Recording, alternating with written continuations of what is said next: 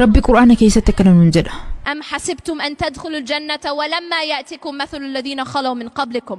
وصورك أمني إسن دور مدتهم مدتين جنة وان سنتن إسن اتفكات عجل warri durii sun rakkoo jabduun qormaatamaniiru cinqaa irraa kan ka'e hollataniiru jecha rabbiin as biratti zulzulii jedhee fayyadame jecha hollannaa lafaa ibsuuf tajaajiluudha haalaan sodaatanii waan hollataniif ergamaa rabbii kan isaan jidduutti argamu gaafii gaafataniiru nutis har'a gaafii makana gaafanna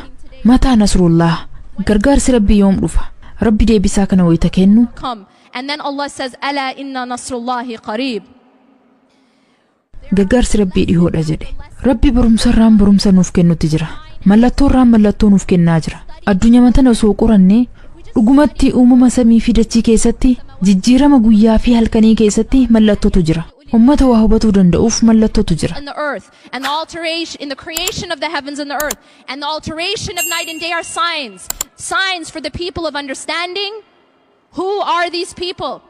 الذين يذكرون الله قياما وقعودا وعلى جنوبهم ويتفكرون في خلق السماوات والأرض ربنا ما خلقت هذا باطلا سبحانك. See,